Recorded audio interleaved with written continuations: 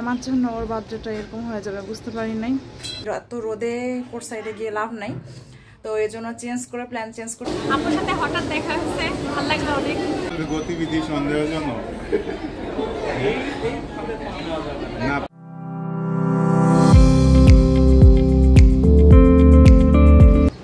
আসসালামু আলাইকুম এভরিওয়ান, আবার চলে আসলাম নতুন আরেকটি ব্লগ নিয়ে।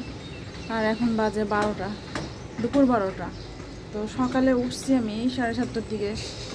উঠার পর থেকে আমার শরীর খুবই খারাপ, হঠাৎ করে জ্বর আসছে, ব্যথা তো আছে পেটে। তো রিপোর্ট আসলে আরও বোঝা যাবে কী হয়েছে। আসলে খুব শরীর হঠাৎ করে বেশি খারাপ হয়ে গেছে। আজকে আমাদের আরও বাইরে যাওয়ার কথা।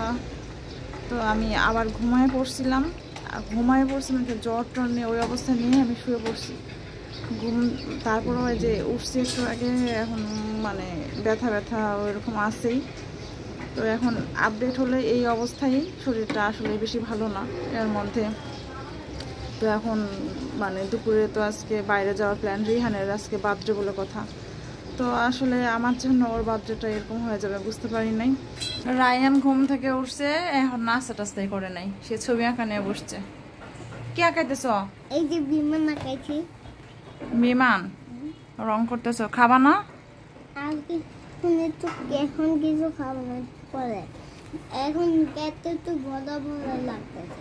তাহলে একটু পানি খাও। খাইছ?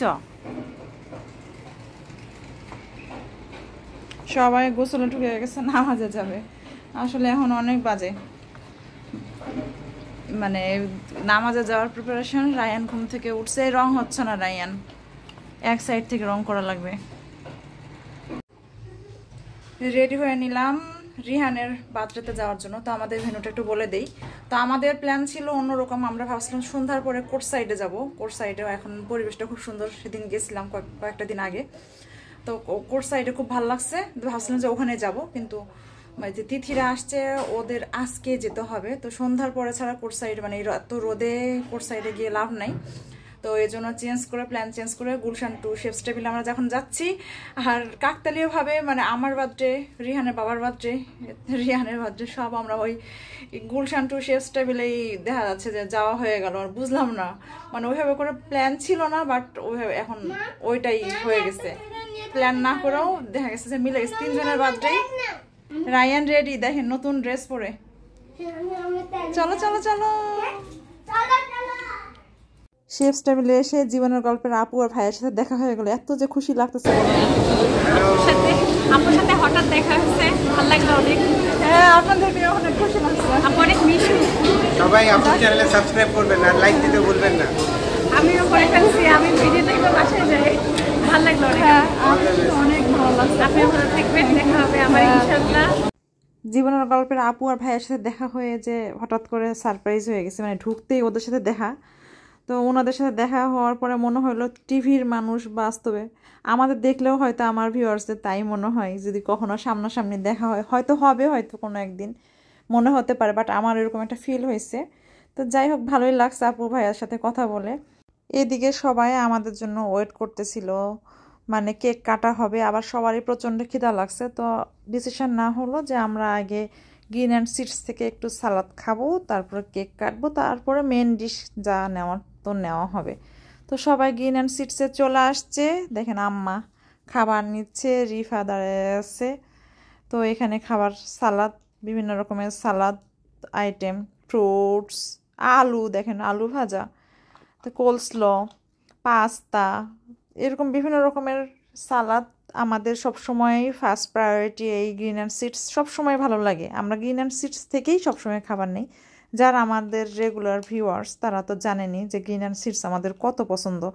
আমাদের তিথি দেখেন সালাদের ওখানে। তো সবাই সালাদ টালাদ নিয়ে আমরা ফিরে আসছি, যার যার মতো খাওয়া দাওয়া করতেছি। রায়ান আমার ছোট, সে নিজে নিজে খাবার, তার পছন্দের খাবার নিয়ে সে নিজে খাওয়া শুরু করছে, ব্রেকফাস্ট করে নাই। এত রিকোয়েস্ট করলাম, তারপরও সে ব্রেকফাস্ট করে নাই। তো তার খিদা লাগছে একটু বেশি। Happy birthday to you, happy birthday Rihan, happy birthday Rihan সোনা, হ্যাপি বার্থডে টু ইউ। কালকের মতো করে দিচ্ছি,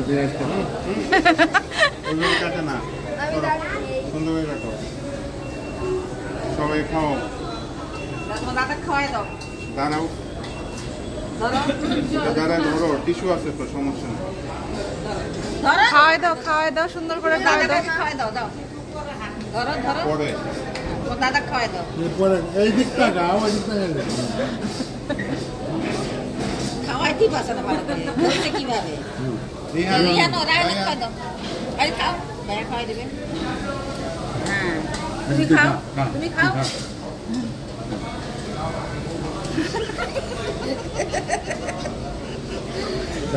মাকে দাও না দাঁড়ান খাও মা আছে বাবা বাবা খাওয়াই দাও আর রোহন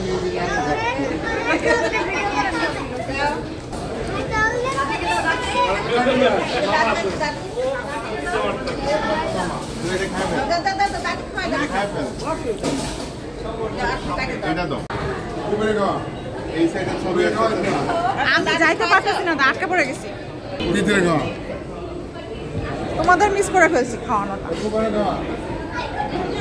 ভাবসাব আমার ভাইয়ের ভাব রেডি হওয়ার টাইম রেডি করো আমি করব এটা নাকি এটা এটা করব এটা নাকি ওটা ওটা পুরো দেখাই দাও মামির টাকায় সাইতে ছোট আছে ছোট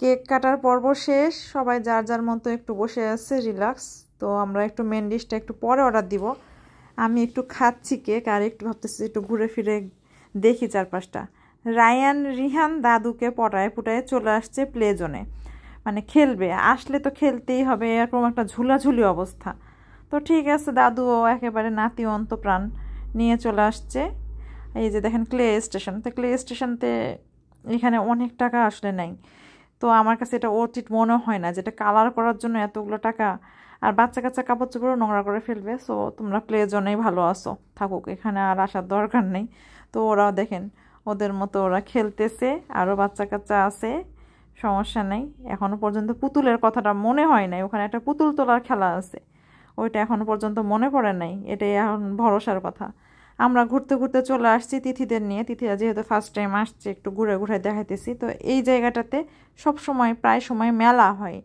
তো বিভিন্ন রকমের স্টল হয় তাদের অনলাইন পেজ টেজ আছে কিংবা অন্য শপ আছে কোনো মার্কেটে মানে কোনো শপিং মলে তো তারা এখানে স্টল দেয় তো বিভিন্ন রকমের দেখেন এখানে অর্নামেন্টস থেকে শুরু করে কাপড় চোপড় অনেক রকমের খাবার দাবার অনেক কিছুই থাকে মানে মেলা হয় তো মেলাটা মেলার মতোই হয় বিভিন্ন রকমের জিনিসপত্র এখানে দিয়ে সাজানো বেশ ভালো ভালো জিনিসপত্রই আছে তো দেখেন কত রকমের জিনিস কিন্তু আমি আর আগে একদিন ব্রেসলেট কিনছি তো আজকে আমার কেনার কোনো ইচ্ছা নাই জাস্ট ঘুরে ঘুরে একটু দেখবো এই যা গতিবিধি সন্দেহজনক না পুতুলের কাছে আসছো পাশে কিছুদিন এখানে বসবা তারপরে আস্তে আস্তে ভিতরে ঢুকবা আজকে পুতুল তোলা ধান্দা সেদিন যে 3,000 টাকা নাই হয়ে গেছে গেলেন নেশাগ্রস্ত মতো মনে হয় যে এই বাড়ি মনে হয় পুতুল উঠবে তো এবার কয়টা 8টা উঠছিল তাই না 8টার মতো উঠছিল তো পুতুলের কাছে বসে থাকতে ভালো লাগতেছে আবার দোকান তার মধ্যে দোকানদার ফিনিশ তুমি তো আসলেই দোকানদার ছিলা সেই দিন শেষ না আবার আসবে সমস্যা নাই চেঞ্জ করে দেয় দেখবো না আগের পুতুল না এলে চেঞ্জ করে দেয় কিউট পুতুল দেখলেই তখন রিফার নেশা হয়ে যাবে এটা হচ্ছে সেলফ কন্ট্রোল দেখবা কিন্তু ইয়ে করা যাবে না চলো দেখে আসি জোস মনের সাথে যুদ্ধ চলছে দেখি এরা আজকে না ইয়ে করে থাকতে পারে কিনা না খেলে থাকতে পারে কিনা আমরা আজকে দেখি চলেন দর্শক দেখি এরা আজকে খেলবে নাকি আমার তো এটা দেখে মন বদলে গেছে এটাই পছন্দ হয়ে গেছে ফার্স্টটা দেখেই শেষ পর্যন্ত লোভ সংবরণ করে ঘুরে আসছে রিফা আজকে আর খেলবে না লোভ সংবরণ করে ঘুরে আসছে হ্যাঁ ভাইয়া অফার দিছে না খেলবে না চাইনিজটা 4,000 টাকার এর আগে একটা লোক আসছে বুঝছো, 4000 টাকা দিয়ে কয়েন কিনছে। 40টা কয়েন না কয়টা কয়েন রে, 200টা কয়েন। বাচ্চাদের প্লে জোনে রেখে আমরা যে একটু ঘুরতে বেরিয়েছিলাম, এসে দেখি ওরা খেলতেই আছে। তো ওদের নিয়ে কোনো টেনশন নেই, বাচ্চা কাচ্চাকে নিয়ে চলে আসছি, কারণ এখন আমাদের মেন ডিশ খাওয়ার সময় হয়ে গেছে। তো আম্মা নিয়ে এনেছে উৎসবের খিচুড়ি হাঁসের মাংস দিয়ে। আর রায়ানের মনটা খুব খারাপ, ওর লাগছে খিদা। তো খাবার অর্ডার দেওয়া হয়েছে, ও খাবে ফ্রাইড রাইস, কিন্তু ওর খাবার এখনো আসে নাই। রিহানের খাবারটা চলে আসছে, তো ও সবসময় ডিফারেন্ট কিছু নাই, দেখি কি আছে ওর খাবারের প্ল্যাটারে। সুশি, আর এটা কি ফ্রাইড রাইস, এটা কি বিফ নাকি জানো। বার্থডে বয় খাবার ফেলে রেখে চলে গেছে, সম্ভবত কোক আনতে গেছে ও। সবার খাবার অর্ডার দেওয়া হয়ে গেছে, খাবার মোটামুটি চলে আসছে। তো দাদু আর নাতির ভালোবাসা একসাথে বসে দুইজন শেয়ার করে খাচ্ছে। তো এই যে ফ্রাইড রাইসটা চলে আসছে আম্মুর আর রিফার। তো রায়ান এখন মামির সাথে খাবার শেয়ার করবে।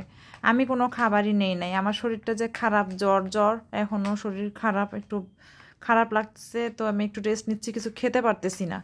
তো আমার শরীরটা আসলেই খারাপ লাগতেছে, কি করার। তো সবার কাছে এই একটু একটু করে 1 চামচ 2 চামচ করে খাবো, আলাদা করে কোনো কিছু নেই এই জন্যই নেই যে খেতে পারবো না। আর মনের জোরে তো আসছি, বাচ্চার বার্থডে বলে কথা, তো আসলে না আসলে তো কোনো উপায় ছিল না, আজকে ক্যান্সেল করার কোনো উপায় ছিল না, না হলে ক্যান্সেল করতামই আসলে। তো সবার খাবার দাবার চলে আসছে, ওইভাবে করে মনের জন্যে চলতেছি, সবাই মোটামুটি এনজয় করতেছি, সবাইকে নিয়ে ভালো থাকা, এটাই হলো আসল কথা।